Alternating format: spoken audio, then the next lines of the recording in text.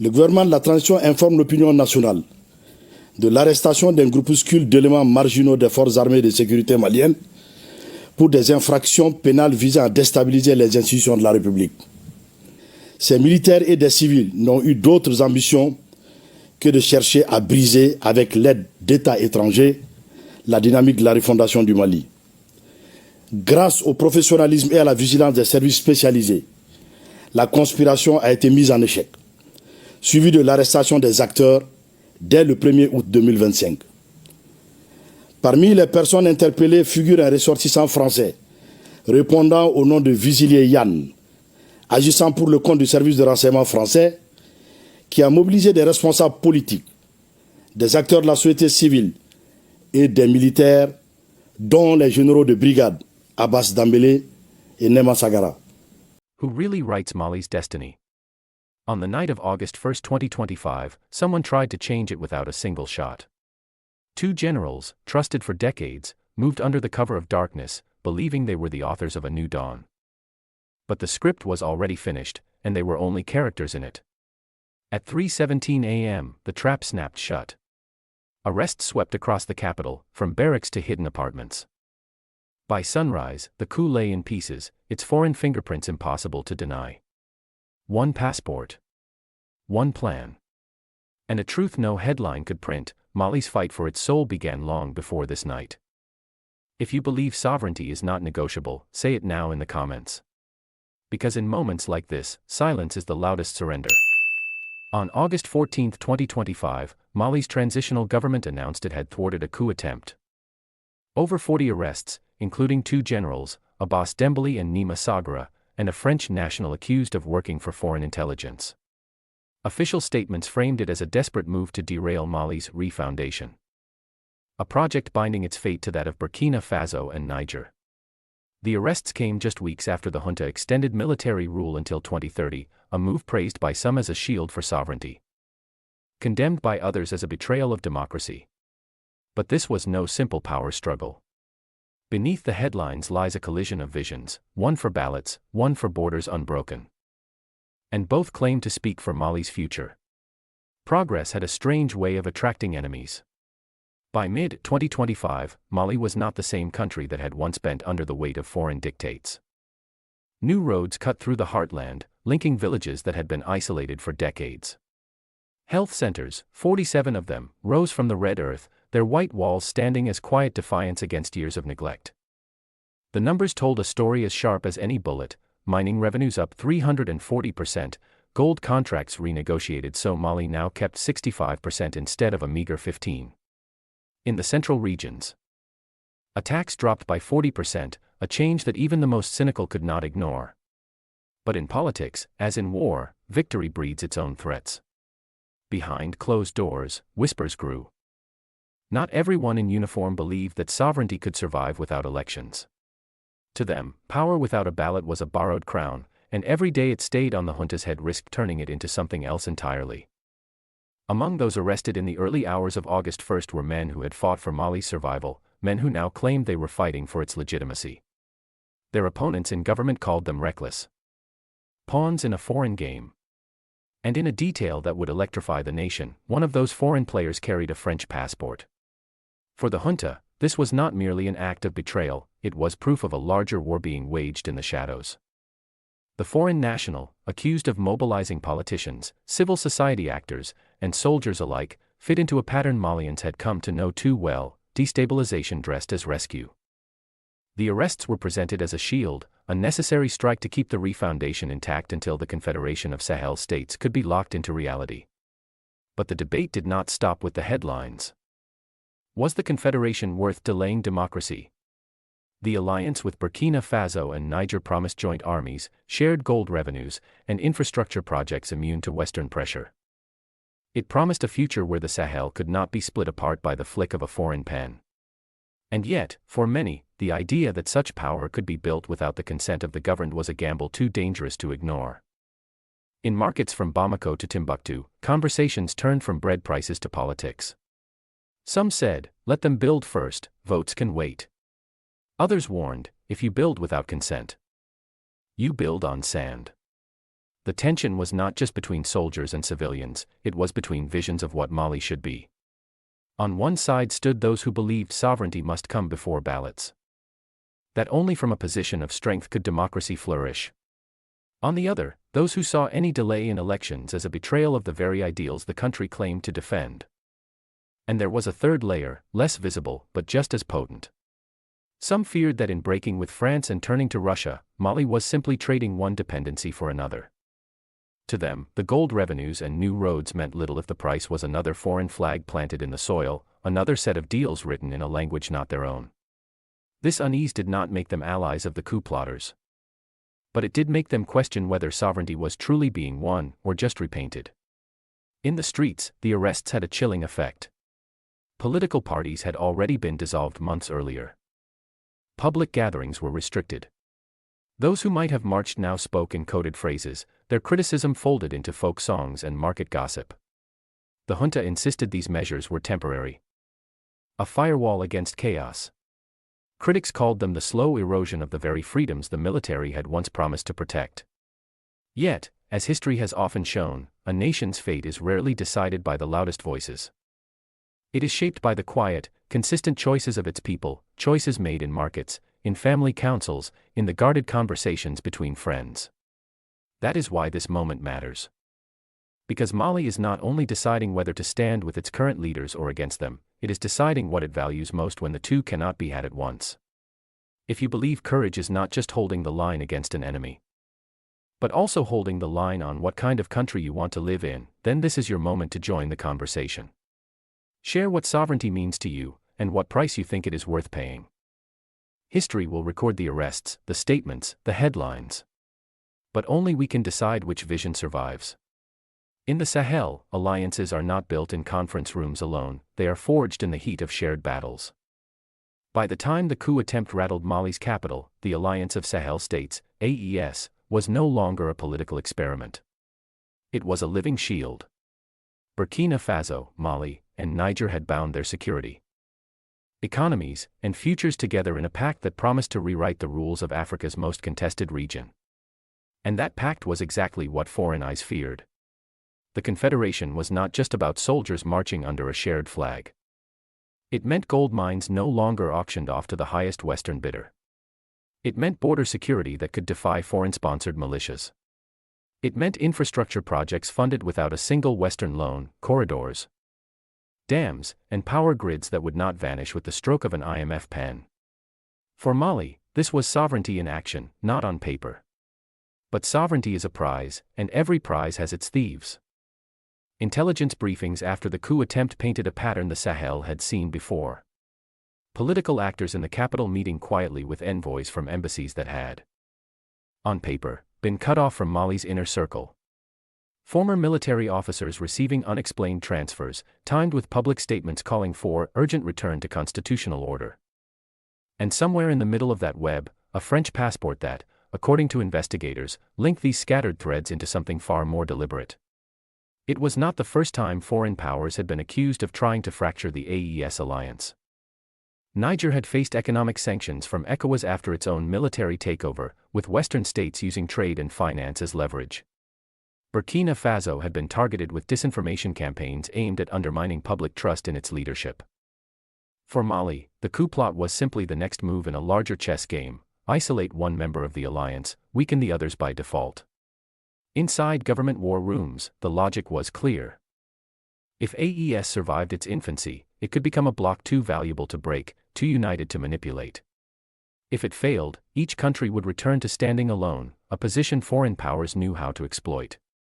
That is why, in the days following the arrests, Mali's leadership moved quickly to reassure its allies. Secure lines buzzed between Bamako, Ouagadougou, and Niamey. Joint statements declared that no internal disruption will fracture the Confederation's path. Behind those lines, military convoys repositioned along border corridors, a quiet reminder that in the Sahel, words are backed by steel. Yet, this unity came at a political cost. Dissolving political parties, restricting gatherings, and postponing elections were not measures that won international applause. Western media headlines framed AES leaders as strongmen hiding behind anti-colonial rhetoric to entrench themselves. AES officials countered that no nation can stand independent if it is politically hollowed out before its institutions mature. "We are building the foundation first," one advisor to Goita reportedly said. "Because you cannot put the roof on a house the wind will blow down." But for some Malians, this reasoning sounded dangerously close to the language of regimes that never relinquished power. In private, even among AES supporters, there were debates about the danger of closing political space too tightly. Was it possible to keep the alliance intact and still open the door to dissent? Or was dissent, in the current climate, just a vector for sabotage? These questions did not appear in official communiques, but they surfaced in the hushed tone of market vendors and in the guarded words of village elders. Foreign actors, of course, understood these cracks. Destabilization does not always arrive as tanks at the border, it seeps in through the fractures of a divided society.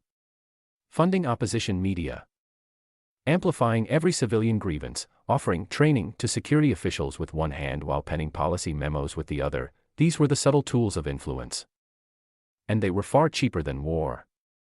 That is why the coup plot's exposure mattered beyond Mali's borders. It was a signal that AES would not simply repel armed incursions, it would preempt political subversion. In the weeks after August 1, security sweeps intensified across the three allied states. Intelligence sharing channels between AES members ran hotter than ever.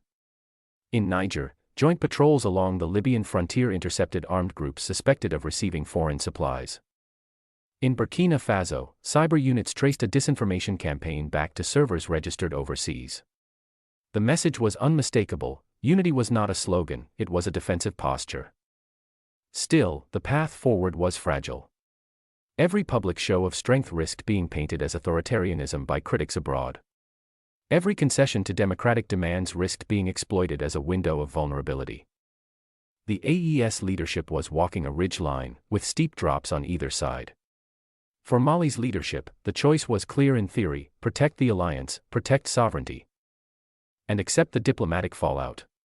But in practice, the cost was borne by ordinary citizens, through rising food prices under sanctions, through limited political expression, through the uncertainty of not knowing when their voice would again count at the ballot box. This tension between the strategic and the personal, between state survival and civic rights, is what made the coup attempt so dangerous even in failure. It had the potential to fracture not just the government, but the delicate trust of the people. In moments like this, the question for Mali, and for the entire Sahel, is not simply whether they can survive foreign interference. It is whether they can do so without losing the consent of the governed. Can sovereignty be defended with a closed fist, or must it always leave a hand open? If you see the survival of the AES as a turning point for Africa, then be part of the record. Leave your thoughts, not just for me to read, but for others to weigh. Because one day, when historians write of this fragile alliance and the nights when it was tested, they will look for the voices that spoke when it mattered. Power is not only measured by the size of an army or the depth of a mine, it is measured by the willingness to refuse what others see as inevitable. In the weeks following the failed coup in Mali, the Alliance of Sahel States faced a choice: play defense and brace for the next strike, or take the initiative and shape the battlefield beyond its borders.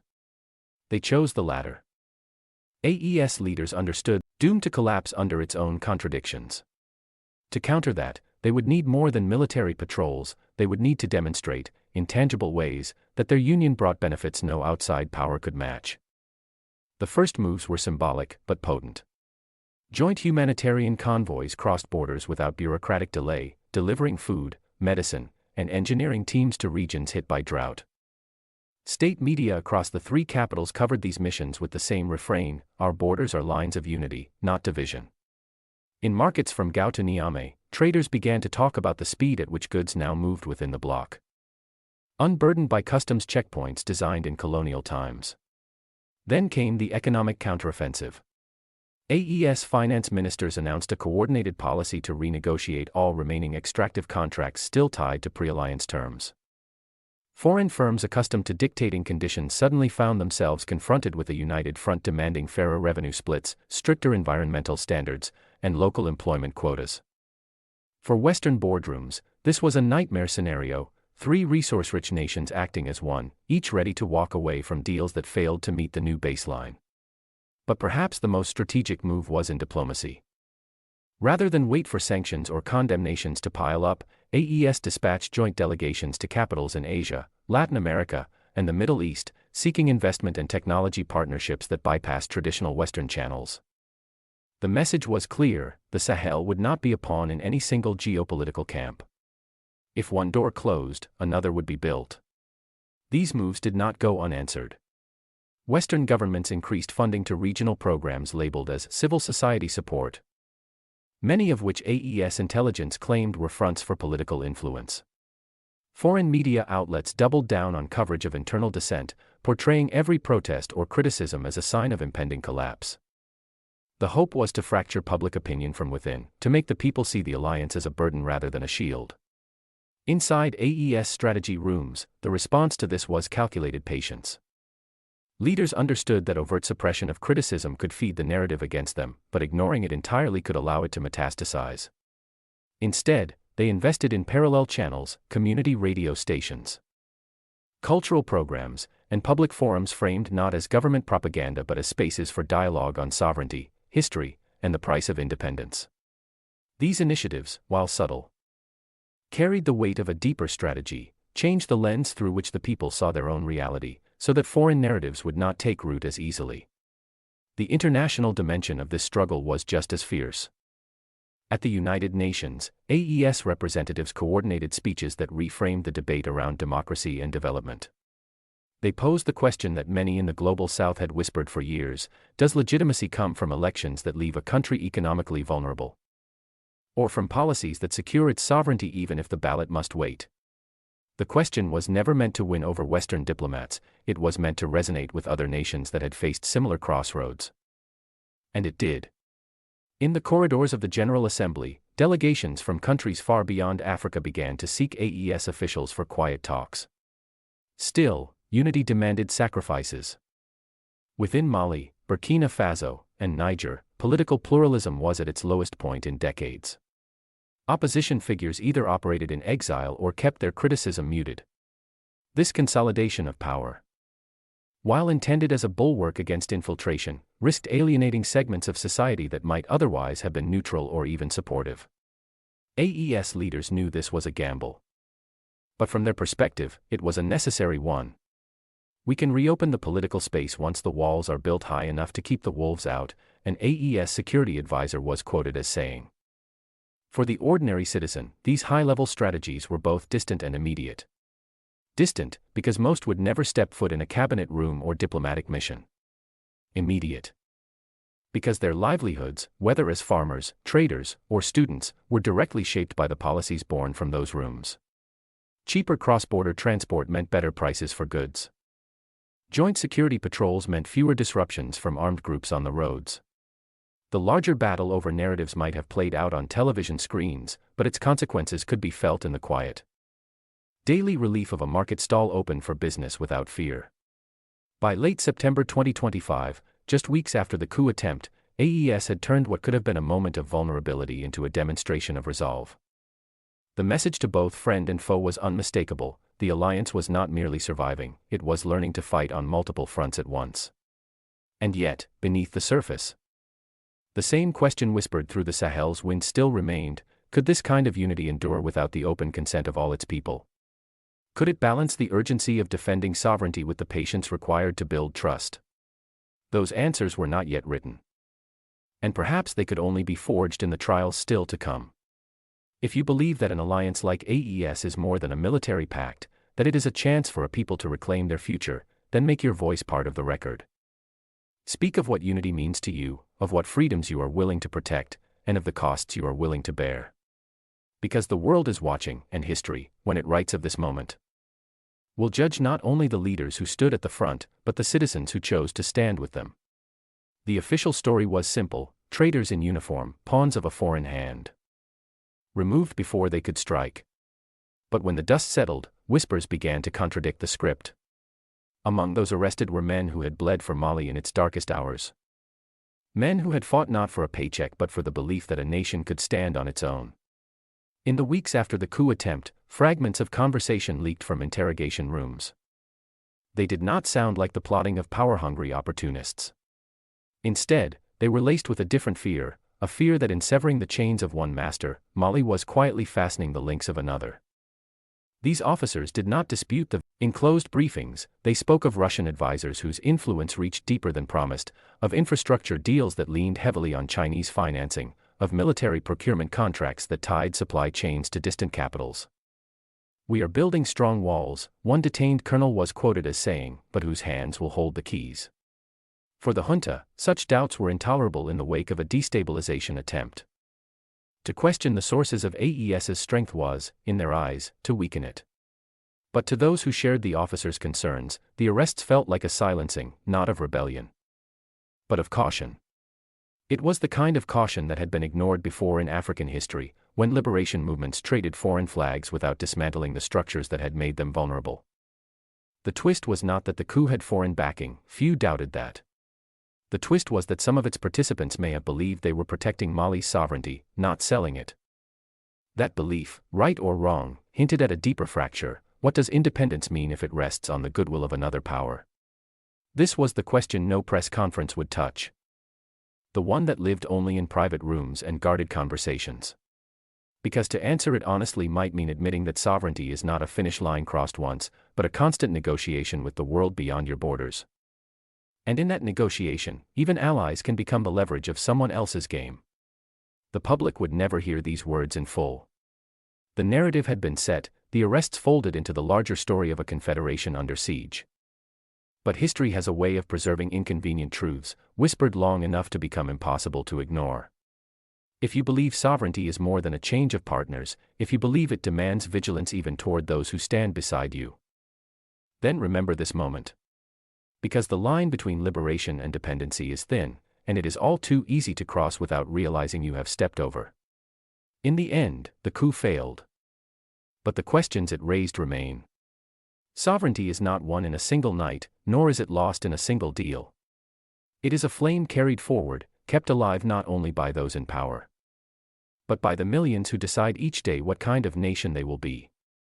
The Alliance of Sahel States stands at a crossroads. One path leads to lasting independence built on trust and shared sacrifice. The other to the same traps that have claimed so many dreams before. History will not remember the speeches alone. It will remember whether the people of Mali, Burkina Faso, and Niger saw themselves as passengers or as pilots of their own destiny. If you believe the Sahel story should be written by its own hands, then take your place in it. Like, comment, and subscribe, not for me, but so that the message travels further than any border. Now it is our turn to keep the fire burning, to hold the line, and to ensure that when the next chapter is written, it begins with the words, "We chose to be free."